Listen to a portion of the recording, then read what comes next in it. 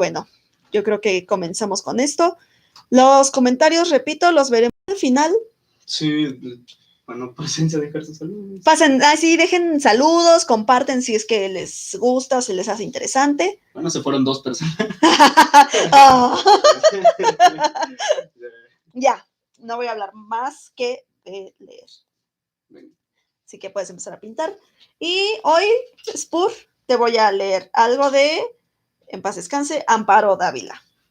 Amparo fue una gran cuentista, escritora de grandes obras de fantasía, ficción mexicana, y tiene poco menos de un mes que falleció.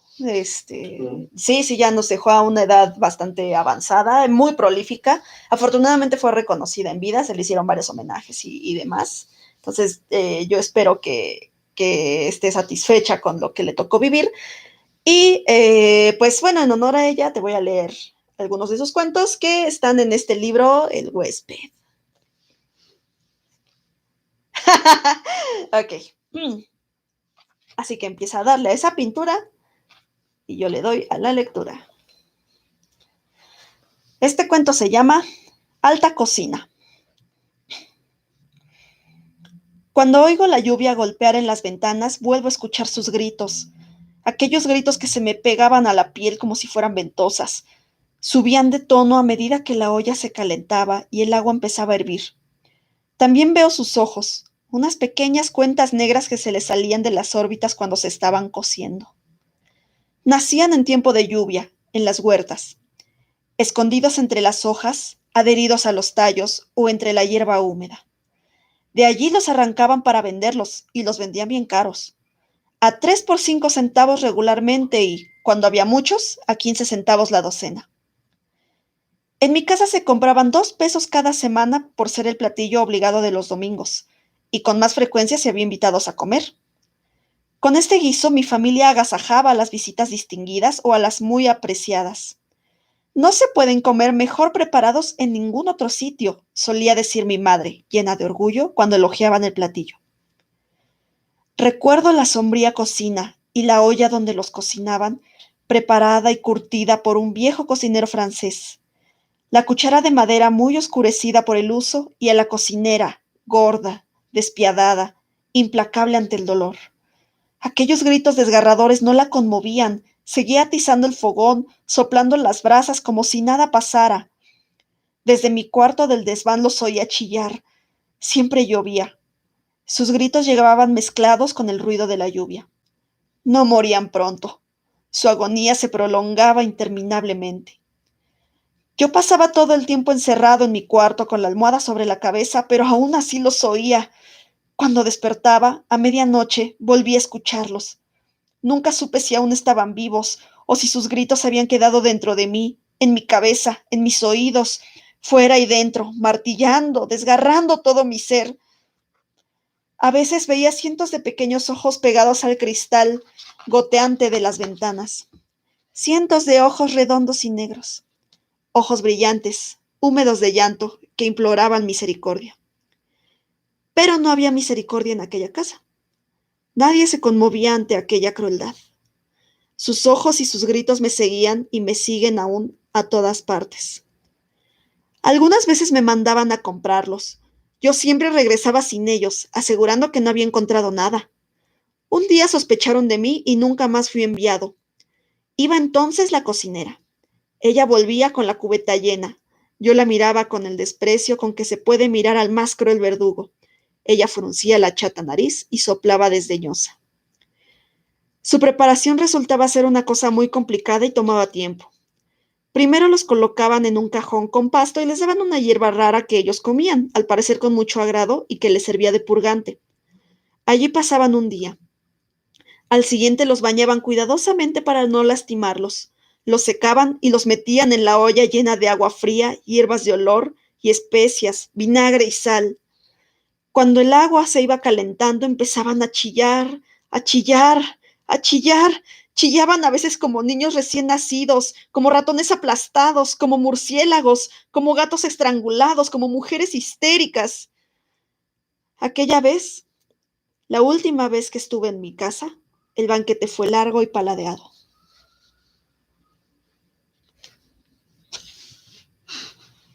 Bien. Next. Ok, next. Al final comentamos. A ver.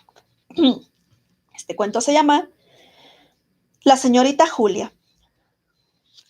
La señorita Julia, como la llamaban sus compañeros de oficina, llevaba más de un mes sin dormir, lo cual empezaba a dejarle huellas. Las mejillas habían perdido aquel tono rosado que Julia conservaba, a pesar de los años, como resultado de una vida sana, metódica y tranquila. Tenía grandes y profundas ojeras, y la ropa se le notaba floja. Y sus compañeros habían observado, con bastante alarma, que la memoria de la señorita Julia ya no era como antes. Olvidaba cosas, sufría frecuentes distracciones, y lo que más les preocupaba era verla sentada, ante su escritorio, cabeceando, a punto de quedarse dormida. Ella, que siempre estaba fresca y activa. Su trabajo había sido hasta entonces eficiente y digno de todo elogio. En la oficina empezaron a hacer conjeturas. Les resultaba inexplicable aquel cambio. La señorita Julia era una de esas muchachas de conducta intachable y todos lo sabían. Su vida podía tomarse como ejemplo de moderación y rectitud.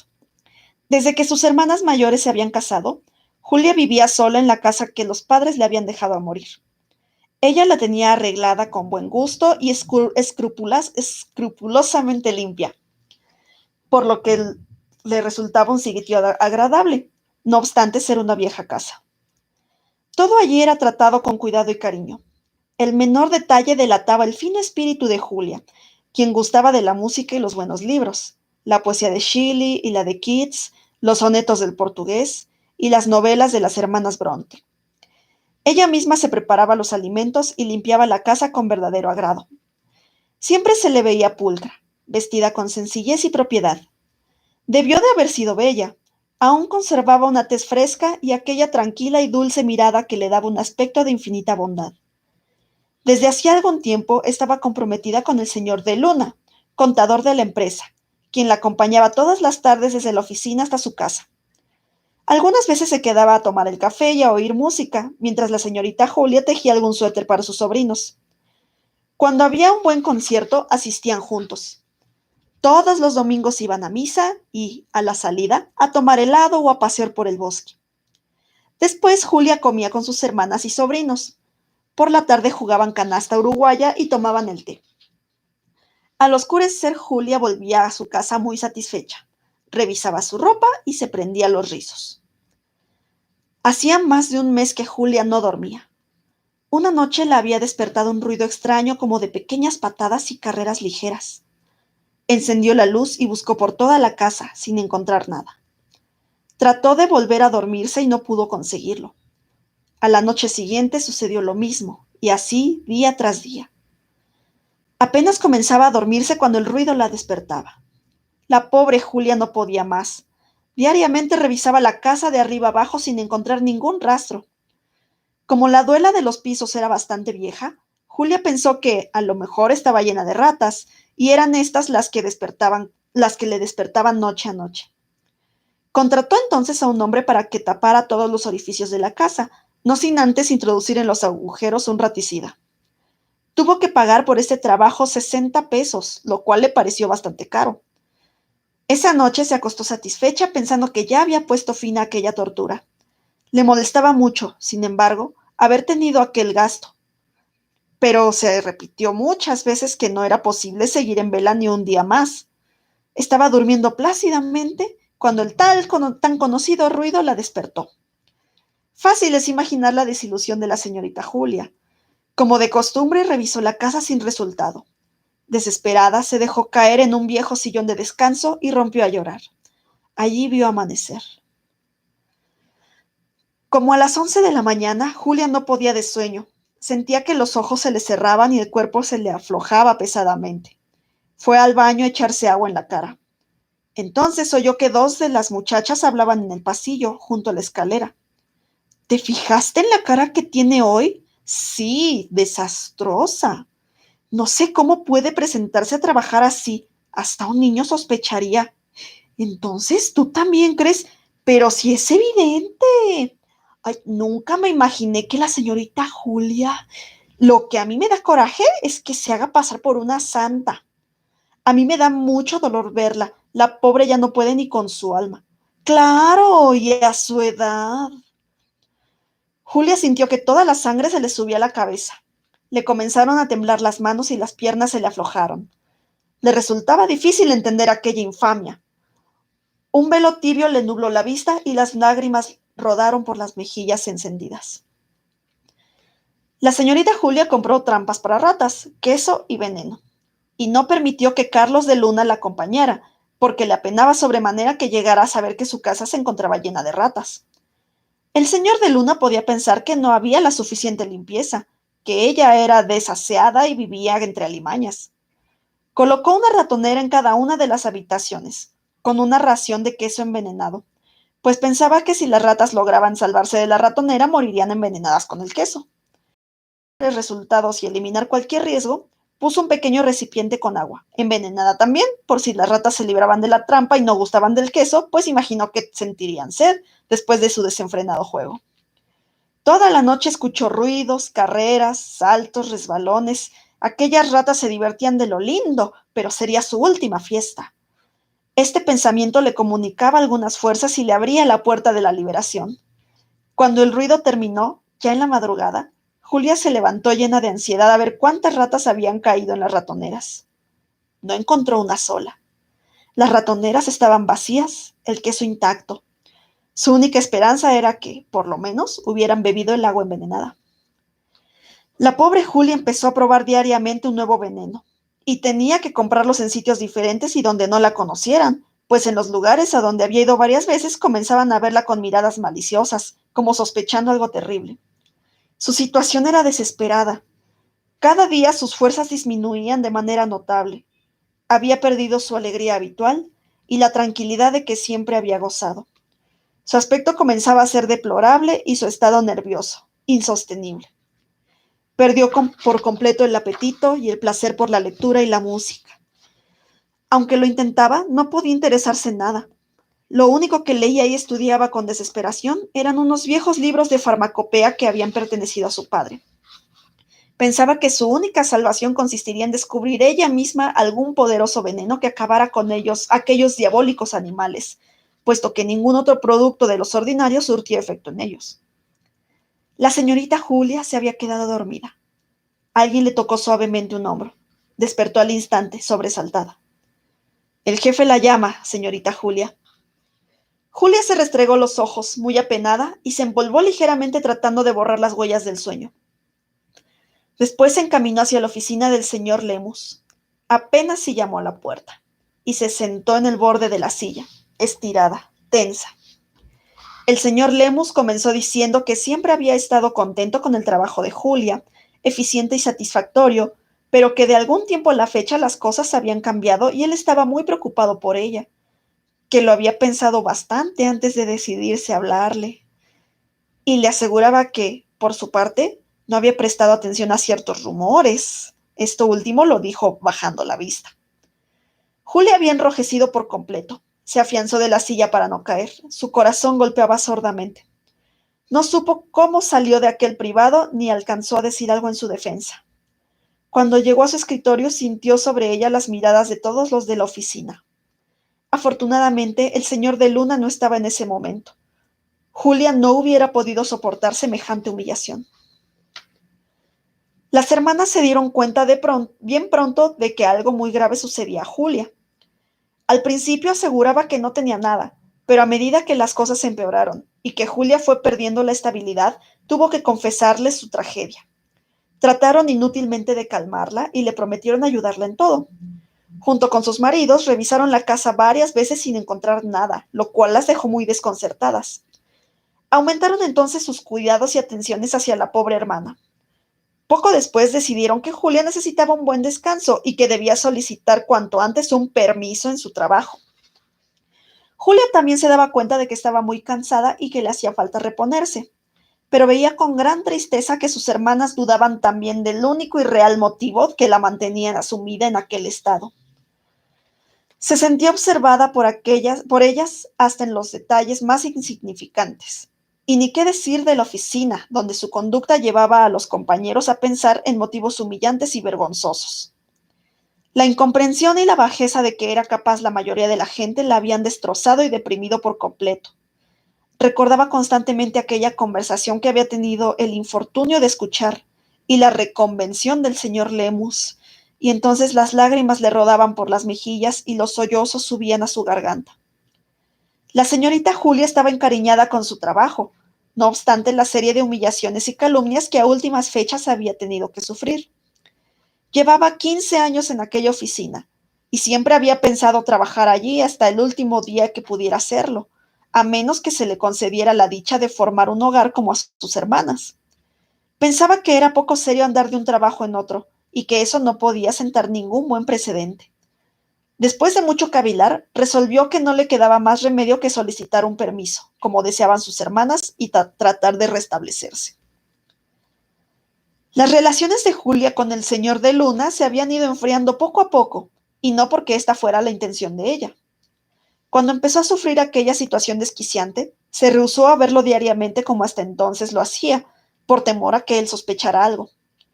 Experimentaba una enorme vergüenza de que él descubriera su tragedia. De solo imaginarlo sentía que las manos le sudaban y la angustia le provocaba náuseas. Después ya no era solo ese temor, sino que Julia no tenía tiempo para otra cosa que no fuera preparar venenos.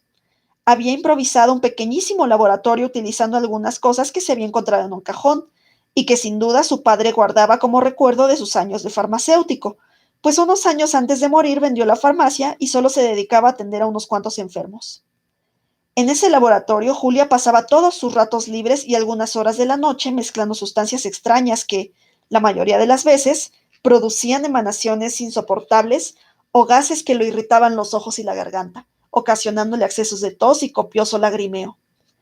Así las cosas, Julia ya no tenía tiempo ni paz para sentarse a escuchar música con el señor de Luna. Se veían poco, si acaso una vez por semana y los domingos que iban a misa. Pero Julia sentía que aquel afecto era de tal solidez y firmeza que nada lo podía menoscabar. Un sentimiento sereno y tranquilo como una sonata de Bach, un entendimiento espiritual estrecho y profundo lleno de pureza y alegría. Así lo había definido Julia. Y el señor de Luna pensaba igual que Julia respecto a la nobleza de sus relaciones, tan raras y difíciles de encontrar en un mundo enloquecido y lleno de perversión, en aquel desenfreno donde ya nadie tenía tiempo de pensar en su alma ni en su salvación, donde los hogares cristianos cada vez eran más escasos. Y daba gracias diariamente por aquella bella dádiva que se le había otorgado y que tal vez él no merecía. Pero Carlos de Luna era un hombre en extremo piadoso, hijo y hermano ejemplar, contador honorable y muy competente. Pertenecía con gran orgullo a la Orden de Caballeros de Colón, cuya mesa directiva formaba parte. Ya hacía algunos años que debía haberse casado, pero él, responsable en extremo, había querido esperar a tener la consistencia moral necesaria, así como cierta tranquilidad económica que le permitiera sostener un hogar con todo lo necesario y seguir ayudando a sus ancianos padres. Había conocido a Julia desde tiempo atrás. Después tuvo la suerte de trabajar en la misma oficina, lo cual facilitó la iniciación de aquella amistad que poco a poco se fue transformando en hondo afecto. A últimas fechas, el señor de Luna se hallaba muy preocupado y confuso. Julia había cambiado notablemente, y él sospechaba que algo muy grave debía ocurrirle. Se mostraba reservada y evitaba hablarle a solas. Empezó a sufrir en silencio aquel repentino y extraño cambio de Julia y a esperar que un día le abriera su corazón y se aclarara todo. Pero Julia cada día se alejaba más y más del señor, y el señor de Luna empezó a notar que en la oficina se comentaba también el cambio de Julia. Después llegaron hasta él frases maliciosas y malintencionadas que tuvieron la virtud, primero de producirle honda indignación y, después, de prender la duda y desconfianza en su corazón. En ese estado fue a consultar su caso con el reverendo padre Cuevas, que desde hacía muchos años era su confesor y guía espiritual, y quien resolvía los pocos problemas que el buen hombre tenía. El reverendo padre le aconsejó que esperara un tiempo prudente para ver si Julia volvía a ser la de antes o, de lo contrario, se alejara de ella definitivamente, ya que a lo mejor esa era la prueba palpable que daba Dios de que esa unión no convenía y estaba encaminada al fracaso y al desencanto, y podría ser, tal vez, un grave peligro para la salvación de su alma. La señorita Julia llegó una tarde, última que trabajaba en la oficina, a pedirle a Carlos de Luna que la acompañara hasta su casa porque quería comunicarle algo importante. Este la recibió con marcada frialdad, de una manera casi hostil, como se puede ver algo que está produciendo daño o un peligro inmediato y temido. Julia, más cohibida que de costumbre por la actitud de Carlos, le relató en el camino que iba a dejar de trabajar por un tiempo porque necesitaba descanso. Carlos de Luna escuchaba sin hacer ningún comentario. Con sombrero y paraguas negros y su habitual traje oscuro, tenía siempre un aire grave y taciturno, que ese día estaba más acentuado. Julia lo invitó a pasar. Mientras hacía el café, experimentaba un gran bienestar. La sola presencia del señor de Luna le producía confianza y tranquilidad. Se reprochó entonces haberlo visto tan poco durante ese último tiempo. Se reprochó también no haber tenido el valor de confiarle su tragedia. Él la hubiera confortado y juntos habrían encontrado alguna solución. Decidió entonces hablar con Carlos. Los dos bebían el café en silencio. De pronto Julia dijo: Carlos, yo quisiera decirle... Diga, Julia. ¿No quisiera oír algo de música? Como usted guste. Julia se levantó a poner unos discos, profundamente contrariada consigo misma. No se había atrevido, no se atrevería nunca. Las palabras se habían negado. Tal vez aquella actitud demasiado seca de Carlos la había contenido. Aquella mirada tan lejana cuando ella iba a empezar a contarle su tragedia. Cogió su tejido y se sentó. Entonces Carlos de Luna comenzó a hablar, o más bien a balbucear. Julia, yo quisiera proponerle, más bien, yo he pensado, querida Julia, yo creo que lo mejor, es decir, tomando en cuenta, Julia, por nuestro bien y salud espiritual, lo más conveniente es dar por terminado, bueno, quiero decir, no llevar adelante nuestro proyecto de matrimonio. Mientras el señor de Luna trataba de decir esto, se secó la frente con el pañuelo varias veces. Estaba tan pálido como un muerto y la voz se le quebraba constantemente. Después, un poco más calmado, siguió hablando de la tremenda responsabilidad que el matrimonio implicaba, de los numerosos deberes y obligaciones de los cónyuges. Julia estaba aún más pálida que él. El tejido había caído de sus manos y la boca se le secó completamente. El dolor y el desencanto la habían traspasado de tal manera que temía no poder decir ni una sola palabra. Haciendo un verdadero esfuerzo, le aseguró que estaba de acuerdo con él y que esa decisión, sin duda, era lo mejor para ambos. La señorita Julia se sentía como en una casa deshabitada y en ruinas. No encontraba sitio ni apoyo. Se había quedado en el vacío, girando a ciegas en lo oscuro. Quería dejarse ir, perderse en el sueño, olvidarlo todo. Dejó entonces de preparar venenos y de inventar trampas para las ratas. Tenía la convicción de que aquellos animales la perseguirían hasta el último día de su vida, y toda lucha contra ellos resultaría inútil. No fue más los domingos a comer con sus hermanas por no poder soportar el ruido que hacían los niños y menos aún jugar a las cartas. Tejía constantemente con manos temblorosas. De cuando en cuando se enjugaba una lágrima, y solo interrumpía su labor para asear un poco la casa y prepararse algo de comida. A veces se quedaba, algún rato, dormida en el sillón, y esto era todo su descanso. Su hermana Mela iba todas las noches a acompañarla. Temían que algo le pasara si la dejaban sola, tal era su estado. Y Mela, cansada de las labores de su casa, caía rendida y dormía profundamente.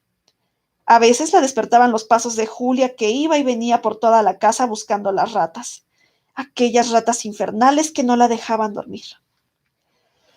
Julia tenía los ojos cerrados, pero estaba despierta y escuchaba ruidos en la estancia, en la escalera, aquellas carreras, saltos, resbalones.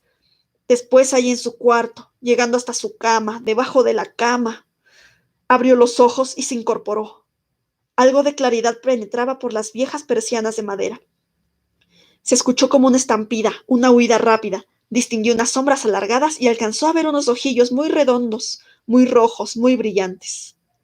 Encendió la luz y saltó de la cama. Ahora sí las encuentro. Después de algún rato de inútil búsqueda, volvió a la cama tiritando de frío. Lloró sordamente. Se mesaba los cabellos con desesperación o se clavaba las uñas en las palmas de las manos, produciéndose un daño que ya no sentía. Aquella mañana, la señorita Julia se levantó haciendo un gran esfuerzo. Dio algunos pasos tambaleante y se detuvo unos minutos frente al espejo para componerse el cabello. El rostro que vio reflejado no podía ser más desastroso. Abrió el closet para buscar algo que ponerse y ¡ahí estaban! Julia se precipitó sobre ellas y las aprisionó furiosamente. Por fin las había descubierto. Las malditas, eran ellas, con sus ojillos rojos y brillantes. Eran ellas las que no la dejaban dormir y le estaban matando poco a poco. Pero las había descubierto y ahora estaban a su merced.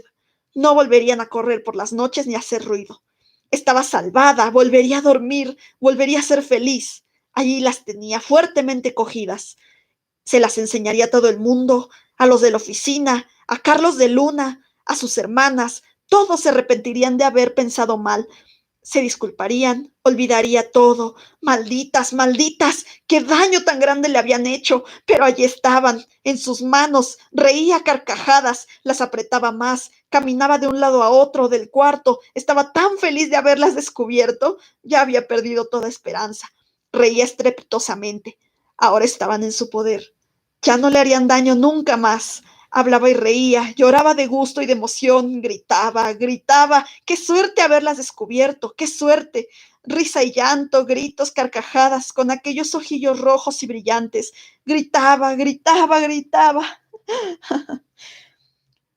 Cuando Mela llegó, restregándose los ojos y bostezando, encontró a Julia apretando furiosamente su hermosa estola de martas cebelinas.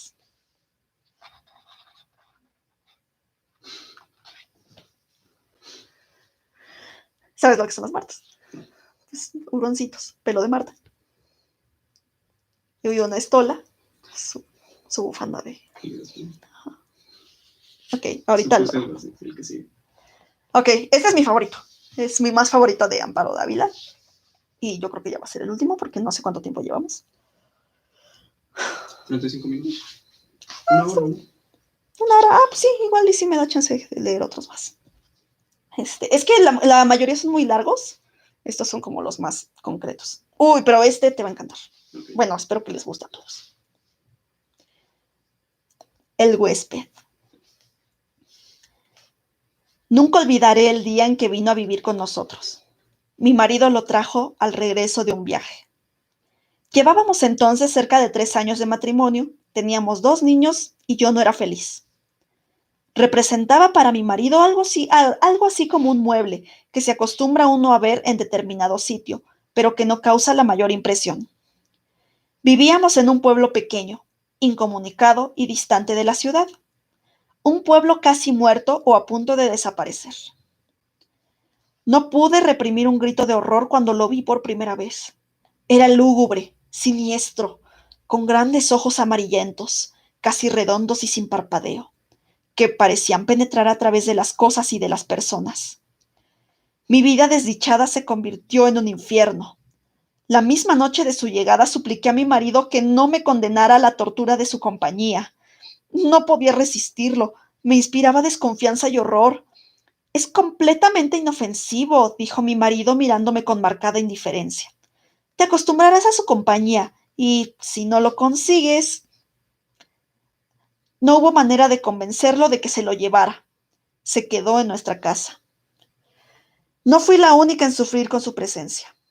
Todos los de la casa, mis niños, la mujer que me ayudaba en los quehaceres, su hijito, sentíamos pavor de él. Solo mi marido gozaba teniéndolo allí. Desde el primer día mi marido le asignó el cuarto de la esquina. Era esta una pieza grande, pero húmeda y oscura. Por esos inconvenientes yo nunca lo ocupaba. Sin embargo, él pareció sentirse contento con la habitación. Como era bastante oscura, se acomodaba a sus necesidades. Dormía hasta el oscurecer y nunca supe a qué hora se acostaba. Perdí la poca paz de que gozaba en la casona. Durante el día, todo marchaba con aparente normalidad. Yo me levantaba siempre muy temprano, vestía a los niños que ya estaban despiertos, les daba el desayuno y los entretenía mientras Guadalupe arreglaba la casa y salía a comprar el mandado. La casa era muy grande, con un jardín en el centro y los cuartos distribuidos a su alrededor.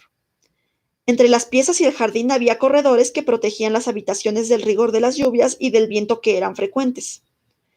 Tener arreglada una casa tan grande y cuidado el jardín, mi diaria ocupación de la mañana, era tarea ardua. Pero yo amaba mi jardín. Los corredores estaban cubiertos por enredaderas que floreaban casi todo el año. Recuerdo cuánto me gustaba, por las tardes, sentarme en uno de aquellos corredores a coser la ropa de los niños, entre el perfume de las madreselvas y las bugambilias. En el jardín cultivaba crisantemos, pensamientos, violetas de los Alpes, begonias y heliotropos. Mientras yo regaba las plantas, los niños se entretenían buscando gusanos entre las hojas. A veces pasaban horas, callados y muy atentos, tratando de coger las gotas de agua que se escapaban de la vieja manguera. Yo no podía dejar de mirar, de vez en cuando, hacia el cuarto de la esquina. Aunque pasaba todo el día durmiendo, no podía confiarme. Hubo veces que, cuando estaba preparando la comida, veía de pronto su sombra proyectándose sobre la estufa de leña. Lo sentía detrás de mí. Yo arrojaba al suelo lo que tenía en las manos y salía de la cocina corriendo y gritando como una loca. Él volvía nuevamente a su cuarto, como si nada hubiera pasado.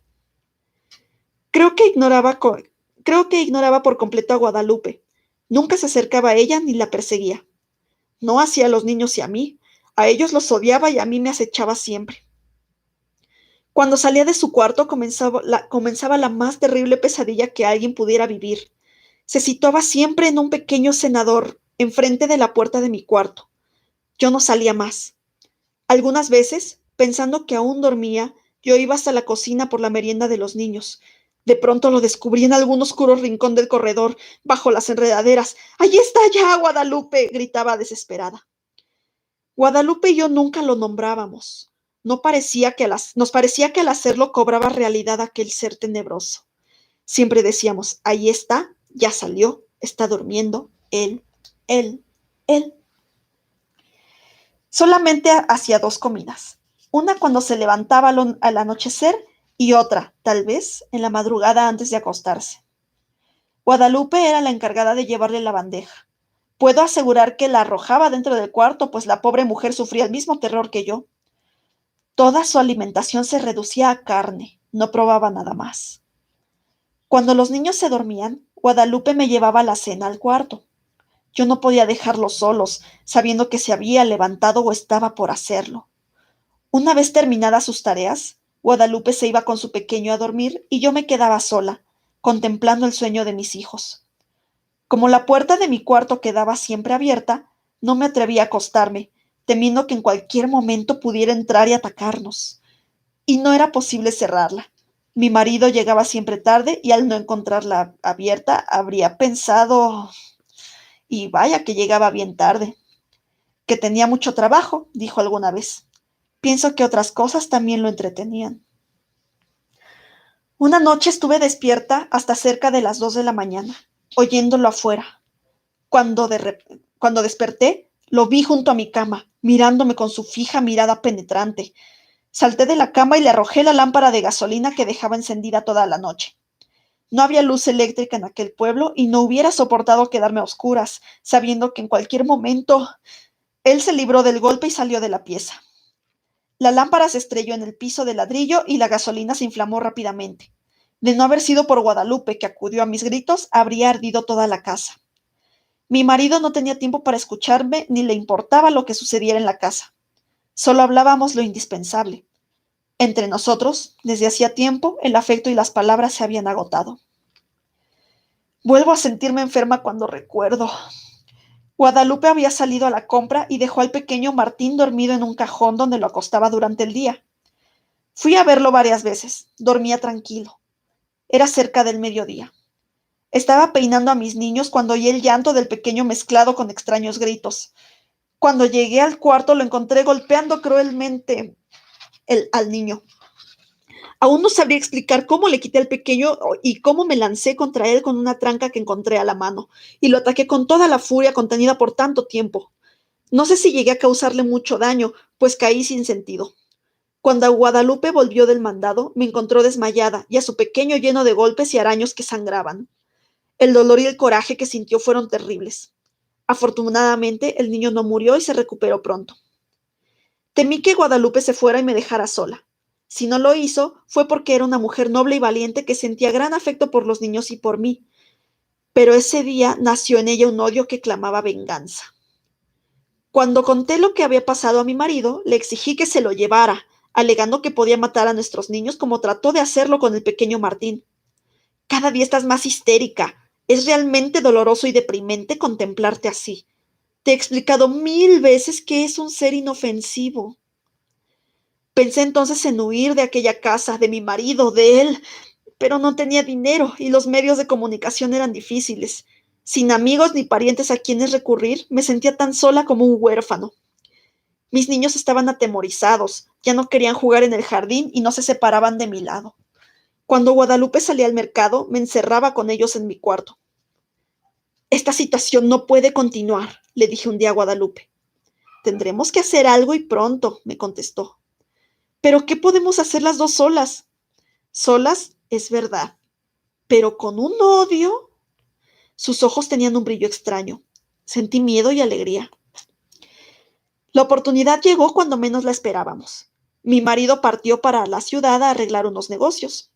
Tardaría en regresar, según me dijo, unos 20 días. No sé si él se enteró de que mi marido se había marchado, pero ese día despertó antes de lo acostumbrado y se situó frente a mi cuarto. Guadalupe y su niño durmieron en mi cuarto y por primera vez pude cerrar la puerta.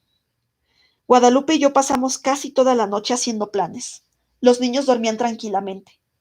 De cuando en cuando oíamos que llegaba hasta la puerta del cuarto y la golpeaba con furia. Al día siguiente dimos de desayunar a los 3 niños y, para estar tranquilas y que no nos estorbaran en nuestros planes, los encerramos en mi cuarto.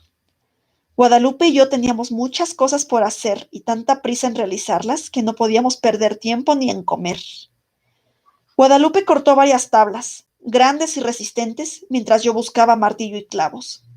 Cuando todo estuvo listo, llegamos sin hacer ruido hasta el cuarto de la esquina. Las hojas de la puerta estaban entornadas. Conteniendo la respiración, bajamos los pasadores, después cerramos la puerta con llave y comenzamos a clavar las tablas hasta clausurarla totalmente. Mientras trabajábamos, gruesas gotas de sudor nos corrían por la frente.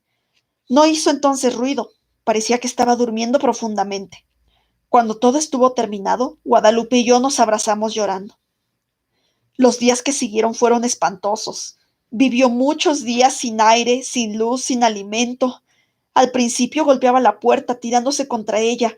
Gritaba desesperado, arañaba. Ni Guadalupe ni yo podíamos dormir. Eran terribles los gritos. A veces pensábamos que mi marido regresaría antes de que hubiera muerto. Si lo encontrara así. Su resistencia fue mucha. Creo que vivió cerca de 2 semanas. Un día ya no se oyó ningún ruido, ni un lamento. Sin embargo, esperamos 2 días más antes de abrir el cuarto. Cuando mi marido regresó, lo recibimos con la noticia de su muerte repentina y desconcertante.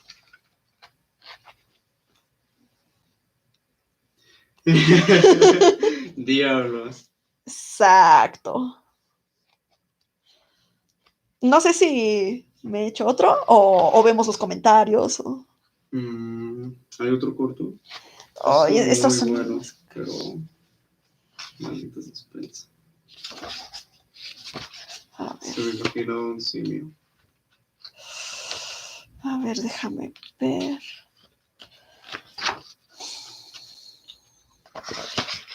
Es que eso es lo que lo deja más increíble, ¿no? Que Claro. no dice qué es. A ver, y la ilustración está increíble.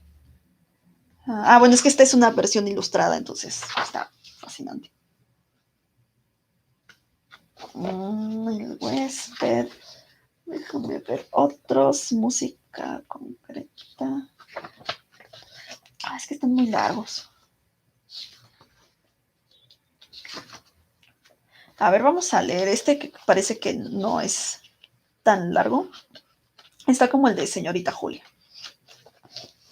Y este también tiene nombre de mujer, entonces supongo que es buena continuación. Se llama Griselda. Déjame tomar aire. La muchacha rubia se detuvo unos instantes indecisa, frente a la puerta entornada, pero se decidió por fin a entrar. No dejó de extrañarle el total abandono del jardín, donde apenas se podía caminar por la maleza que todo lo invadía, hasta el sendero que llevaba hacia la casa, que se veía al fondo entre los altos árboles. Las plantas crecían desordenadamente. Sin duda hacía tiempo que no habían sido podadas. El sol de las 4 de la tarde era abrasador, deslumbrante, y la muchacha tenía que colocarse las manos a modo de visera para poder caminar. Un pájaro que voló a su paso la hizo sobresaltarse, y el suéter negro se quedó prendido entre las ramas espinosas de un rosal de Castilla. Lo desprendió con todo cuidado para no romperlo y resolvió llevarlo sobre el brazo. Se sentía nerviosa por haber penetrado en esa finca de una manera tan incorrecta, pero no había resistido la tentación de conocer la vieja residencia que ella siempre veía cerrada y probablemente sola, cuando pasaba en su diaria caminata hacia el correo de San Jerónimo. Esa, si se la podía llamar pequeña aventura, era algo por lo menos novedoso. Algo que rompía, aunque fuera por breves instantes, la monotonía de su existencia, reducida a oír las eternas lamentaciones de su madre. En eso pensaba la muchacha rubia cuando llegó hasta la orilla de una alberca que las plantas y los árboles ocultaban. Una mujer vestida también de negro se encontraba sentada en una banca bajo la sombra de un álamo. Al descubrirla, la muchacha pensó regresarse, pero la mujer ya se había percatado de su presencia, a causa de la ruidosa hojarasca. Perdone usted, señora, que haya entrado así, pero no resistí la curiosidad de conocer esta finca, que siempre me ha intrigado por su soledad. Desde hace años está abandonada. Yo soy la única que viene de vez en cuando, pero no se vaya. Quédese un momento a platicar, por favor. Siéntese usted. La joven titubeó y quiso inventar una disculpa. Sería bastante descortés no aceptar después de haber entrado así. Y se sentó en el extremo de la banca. Me llamo Griselda, dijo por toda presentación la mujer que usaba unas gafas gruesas y oscuras. Yo, Marta, correspondió la muchacha y comenzó a observarla de reojo. Debía tener unos 50 años o más. El cabello canoso conservaba algunos mechones negros. No usaba maquillaje y las gafas impedían apreciar bien sus facciones. Sin embargo, se podía advertir que aún era una mujer guapa, una mujer que debió ser muy hermosa. Uno siempre vuelve al sitio de sus recuerdos, dijo Griselda, como si tratara de explicar su presencia en aquella finca abandonada. Es verdad, contestó Marta. Nosotros, es decir, mi madre, se empeña en buscar los recuerdos de papá. Él murió hace poco tiempo. Cuánto lo lamento. Mi madre está inconsolable y quiso que nos viniéramos una temporada aquí, en donde pasábamos siempre las vacaciones y que a papá tanto le gustaba. Pero, más que otra cosa, yo sé que mamá quiere estar lejos de la ciudad y de todos. Usted sabe, yo a veces temo que ella... Sí, es duro y muy difícil resignarse a esas pérdidas, yo lo sé. Yo también he sentido mucho a papá, pero yo tengo esperanzas, proyectos y planes. En cambio, ella se termina todo para siempre. No queda nada ni nadie. Yo también perdí a mi marido. Marta no supo de pronto qué decirle, conmovida por aquel tono de voz estremecido y la desolación total que las palabras revelaban. Recordó la noche cuando su prima telefoneó para avisarle que Ricardo había muerto en Nueva York. Todo se había detenido en aquel instante, como si el tiempo y la vida misma se pararan de golpe. Se había quedado anonadada, sin saber qué hacer, qué pensar. Reparó entonces en el largo silencio en que había caído y trató de disculparse. Mi primer novio murió repentinamente. Nos conocíamos desde niños y fue un golpe terrible. También él murió cuando yo menos lo hubiera creído. Era aún bastante joven y nos queríamos de una manera tan... ¿Fue hace mucho tiempo? Griselda no la oyó. Se había quedado ensimismada. Le voy a mostrar su retrato, dijo de pronto, como si volviera de muy lejos, y se quitó con manos temblorosas un medallón. Al abrirlo, Marta encontró dos miniaturas notablemente logradas, el retrato de un hombre y el de Griselda. Los dos eran jóvenes y hermosos, sobre todo ella, con enormes ojos de un extraño color azul, gris, verde. un color increíble de humo verde-azul. El cabello oscuro le caía sobre los hombros enmarcando un óvalo perfecto, y los extraordinarios ojos que Marta no podía dejar de admirar. Una bella pareja y las copias muy fieles, y sintió que algo, por dentro, le dolía al contemplar a la mujer de ahora. Él fue muy guapo, tanto que las mujeres se volvían en la calle para mirarlo. Y usted también, señora, qué ojos más increíbles los suyos, con un color como no he visto otros, dijo Marta al regresarle el medallón. A él también le encantaban. ¿Fue hace mucho tiempo? Y al terminar la pregunta, Marta reparó que era la segunda vez que la hacía. Sí, hace años. Estábamos aquí en esta finca, a donde veníamos a pasar el verano. Entonces había muy pocas residencias y no existía carretera. Se sentía uno en pleno campo, lejos de la ciudad. Así me siento yo ahora, desconectada por completo de mis amigos y de mis actividades, en un aislamiento que me deprime terriblemente. Yo fui muy dichosa en este lugar, nunca lo olvidaré. En cambio, para mí ha sido una verdadera tortura, sin tener qué hacer ni a dónde ir, oyendo todo el día las constantes lamentaciones de mamá o mirándola llorar sin consuelo. Hay veces que no soporto más y me desespera no poder hacer nada, nada. Por eso salgo por las tardes, aprovechando que ella duerme un poco después de comer y son las únicas horas en que descansa, porque pasa toda la noche en vela, recorriendo la casa entre sollozos. Cuando salgo voy al correo a dejar las cartas que le escribo a mi novio que está en Mérida. Pobrecita, es muy pesado a su edad pasar por estas situaciones. Cuando se es viejo, uno vive ya solo de sus recuerdos. Los persigue queriendo recuperarlos, como si fueran los pedazos de un objeto roto que se quisiera reconstruir. Marta la escuchaba hablar y pensaba en la injusticia que su madre cometía con ella, al condenarla a ese aislamiento absurdo. Ya tenía bastante con haber perdido a su padre, y miraba el estanque invadido de lirios acuáticos. Por eso mismo no me he hecho el ánimo de vender esta finca. Aquí lo vi por última vez. Aquí quedaron tantas cosas. Mi padre murió en México, pero mamá dice que este lugar tiene muy bellos recuerdos y, además, como no quiere ver a nadie, mi único deseo sería quedarme aquí. Sin embargo, ¿nunca más ha vuelto a vivir en este lugar? Nunca más.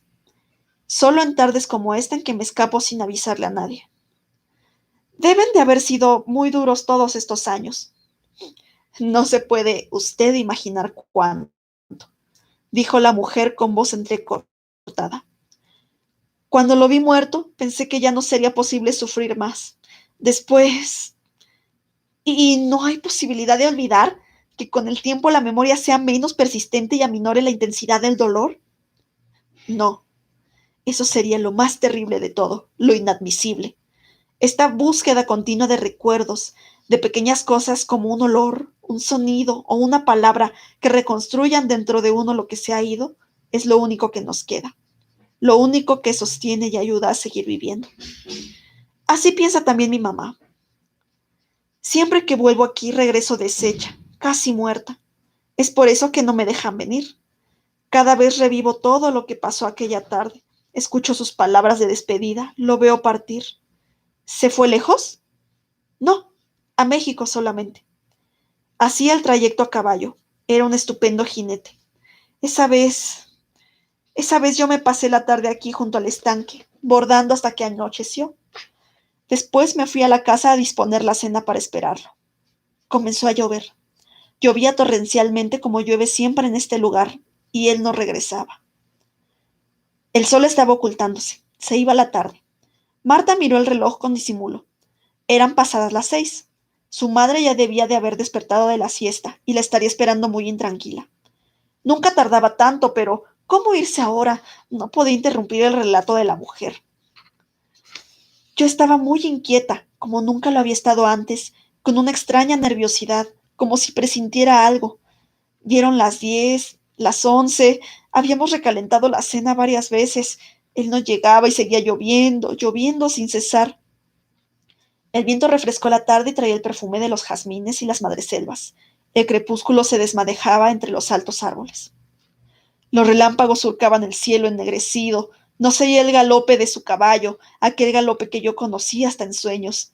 Esperaba impaciente, cada vez más agitada, con un desasosiego que me roía las entrañas. De pronto entraron los mozos con él, bañado en sangre. La voz de Griselda se deshizo entre sollozos que estremecían todo su cuerpo. Marta la contemplaba muy perturbada. Hubiera querido estar ya de regreso en casa con su madre. Hubiera querido no haber entrado nunca a aquel lugar.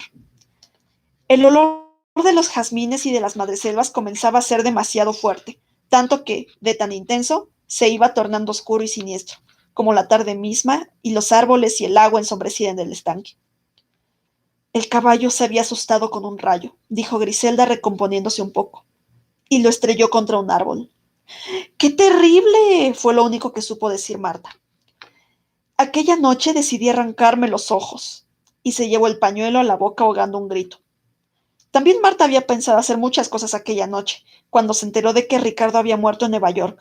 Tirarse por la ventana, tomar pastillas, aventarse al paso de un tren. En esos momentos uno piensa en hacer tantas cosas absurdas. Es natural. Me arranqué los ojos y los arrojé al estanque para que nadie más los viera, decía Griselda quitándose las gafas y cubriéndose el rojo con el pañuelo para sollozar sordamente. Así permaneció minutos o siglos, una eternidad, mientras el viento movía las hojas de los árboles y era como otro largo sollozo que la acompañaba.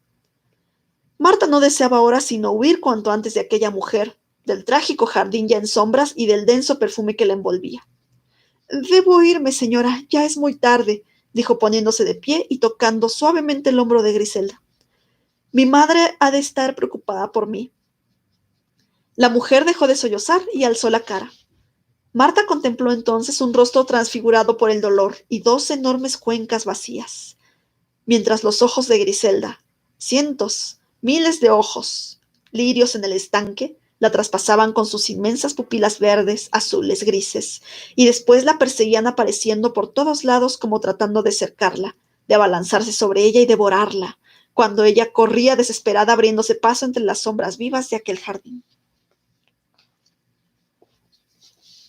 Esto también me gustó. Sí, sí, era tremenda. Ah, Amparito. Bastante. Y bueno, tú dices que te imaginabas un simio, ¿no? En el otro. Sí. En general, como que yo siempre pienso en animales con estos cuentos. O sea, no espectros como tal. Sí, sí. Pues es que es muy tangible. No habla de algo, una cualidad propia del personaje que haga que vea algo sobrenatural, sino algo que está. Pues, 1 hora exacta. Oh, mira, sí fue 1 hora. Seguimos teniendo 10 viewers. 10 viewers. Sí, veo un montón de comentarios. ¿Por qué? Porque hay un montón de comentarios. Y tenemos muchos comentarios. Ay, qué bonito. Sí. Entonces, pues... ¿Qué hacemos? Bueno, a ver, antes dime, a ver, ¿tú qué se te ocurre que sea el de la cocina? ¿Qué era lo que cocinaban? bueno, pásame el micrófono. Ah, sí. Que esa cosa tiene, creo que reducción de ruido. Bueno, el de la cocina me parecía como un tipo de verduras, algo así. De primera instancia me imaginé como las mandrágoras de Harry Potter. Oh. pero sí, alguna clase de... No me imaginé animales. Sí me imaginé como verduras o alguna clase de fruto con la que el personaje tuviera mucha conexión y que naturalmente pues los ruidos de la cocina al cocinarse, al freírse son como pues, a veces muy, muy variados, ¿no? Hay como chiles que explotan o que chillan o Ajá, cosas así. cuando lo Entonces, sí, entonces me imaginé algo por el estilo. Siguiente pregunta. El del huésped. El del huésped fue como el que más me llamó por ese misterio. Sí, ese sí me clavó mucho. En el primero, debo admitir que sí me perdí de algunas cuantas partes, tal vez. Porque, sí, no, y aparte, cuando estoy pintando, o sea, se cierra el mundo, ¿no? Pero en el segundo sí logró captar mi atención. El de segundo fue el de la señorita Julie. Ah, cierto, no, de todas fue el tercero. Ajá. Sí, el segundo fue el de la loquita. Ajá, que ahorcaba sus madre. matas. Sí, pero el tercero sí logró llamar mi atención más por ese misterio característico. Yo estaba tratando de descifrar qué es, y pues al final de cada relato por el estilo esperas que te dijeran todo, ¿no? Te dijeran de digerir, no de decir, te dijeran. Sí, que te den ya todo procesado, todo rumiado, lo que ya pensaste, pero no fue el caso. Y yo creo que eso fue lo que más me agradó de este. Fue, fue muy extraño. Ajá, ¿qué era el huésped? Sí, diablos. Y el último sí tiene un final como más fantasioso. O sea, yo me lo imagino así como una persecución de película o de alguna serie que está corriendo ahí por entre los lirios que se levantan del estanque y así persiguen y todo, pero sí me gusta igual el aura de misterio que permea de primera instancia por la interacción de los dos personajes. Sí. Perdóname si no se escuchó esto último, es que estaba mezclando, pero sí, me gusta como el misterio en particular que hay entre los dos personajes. Ok. Algo así. Espero que se haya escuchado. Bueno, pues ya le voy a parar con estos pincelazos. Y pues, ¿qué te parece si mandamos los saludos a Sí, las personas saludos y comentarios. Ay, no sé A ver, no sé si se escucha esto ahí o acércate. ¿Ahí me oyen? Ya me acerqué. Yo creo que sí. Supongo. Esos fueron dos de nuestros espectadores. Ajá. Pero bueno, comenzamos desde arriba. Soy tu fan número 1, en serio, Consuelo. Pero para ti. ¿Consuelo Vidal? No sé quién es Consuelo. No, ¡Ah, creo la que. Consuelo! Bueno, sí, saludo, Consuelo. Saludos. Gracias. Y pues muchísimas gracias por habernos visto. Chansuki dice Oli. Oli. Chansuki. Ibisauria. Ibisauria. Dice, esto está genial, me alegro que te haya gustado y muchas gracias por habernos visto. Ernesto Ramírez dice, Oli Guacamole. Hola. Hola. Hola. Hola, salsa verde. Hola. Bueno, Consuelo Vidal dice de nuevo, creo que es precioso que incentiven el arte y que seamos más jóvenes artistas. Me fascinan mucho. Bueno, me alegra. Esto sí es como una iniciativa para... Aparte que es como un pasatiempo, porque ambos hacemos esto en nuestras vidas diarias. O sea, yo pensaba terminar este cuadro, ella lee y escribe, entonces es como una combinación y también para amenizar un ratillo entre las personas que nos ven. La cuarentena. Tona nos dice hola. Hola, Tona. Qué gusto que nos hayas visto. El señor Hugo Robles dice, me encanta, solo que el video no es nítido, está muy borroso, pues es que no pudimos conectar la cámara profesional, lamentablemente, pero pues ya, a ver si encontramos medios. Y esto gustaba bastante, a ver si encontramos medios para grabarlo mejor y tener como divisiones de cámara. Ay, sí. Amairani dice, gracias por compartir, gracias por verlo. Ay, gracias, Amairani. ¿Es óleo? Dice José González. Sí, es óleo, es puro óleo. Sí. Y bueno, Rosa Calderón dice, ambos son geniales, gracias por compartir su talento. Gracias. Por supuesto que nos hayas visto también. Víctor Torres Capetillo. ¿Qué tal, Víctor? Muchísimas gracias por vernos también. Muchas gracias. Es un gusto que podamos compartir esto con personas que queremos y que nos ven. Yaren Love dice, hola, Florecita, Yaren, Florecita, amiga. Florecita, Florecita. Mi amiga. Florecita, Florecita para ti también. Florecitas para ti. Johan dice, siempre he amado como narras. ¡Ay, gracias! ¡Ay, gracias, Johan! También soy tu fan. Y bueno, Hugo Robles dice que sí está bien con el micrófono, que nos escuchamos ambos. Bien. Y que Haku nos está viendo. Mi Haku, un saludo para mi perrito también. Saludo para mi perro. Pues bueno, les muestro cómo iba quedando. A ver. No lo voy a poder quitar del caballete porque está fijo y me voy a manchar, pero esto iba quedando más o menos así. Eh, y pues nada, esto lo voy a terminar el día de hoy, tal vez el día de mañana, y ya lo subo mañana para quienes me vieron de mi página y pues quieran comentar algo al respecto. Y pues muchísimas gracias por haber entrado y por haber visto y comentado y todo. Sí, muchas gracias a todos por su apoyo. Bueno, ya viéndonos aquí, pues nos hacen sentir que estamos haciendo algo bonito para ustedes y pues también nos gusta la atención. Esperamos hacer una página de Facebook específica para esto, porque no va a ser el único programa que hagamos. O sea, sí vamos a tener, ya va a ser como un programa, ¿no? Pintura y lectura.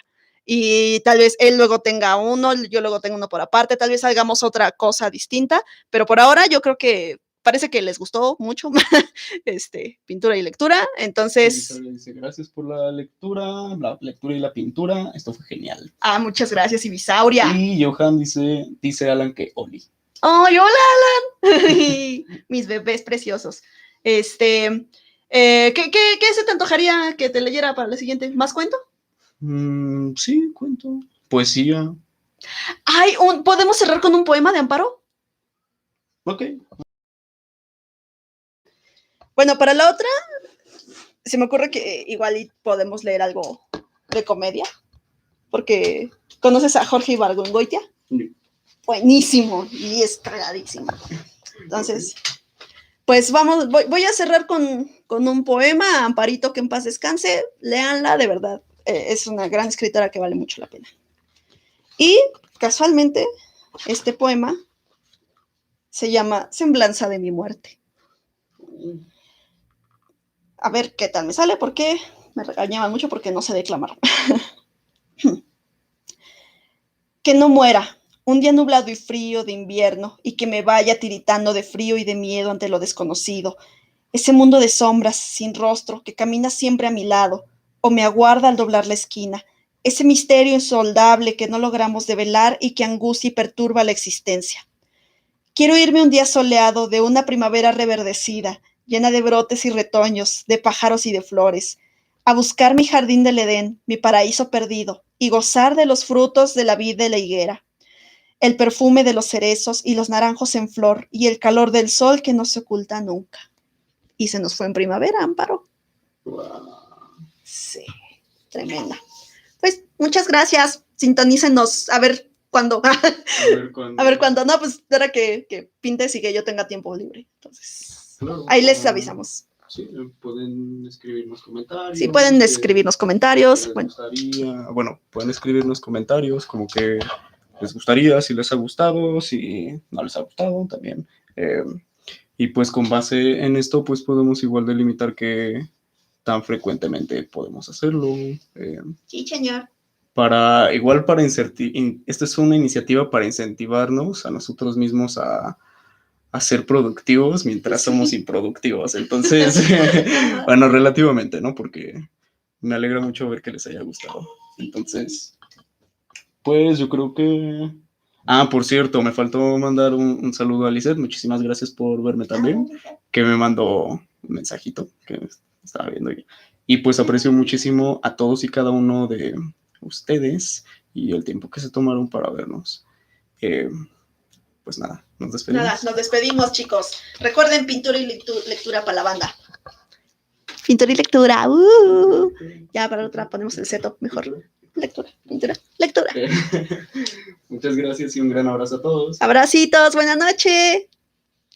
Un micro.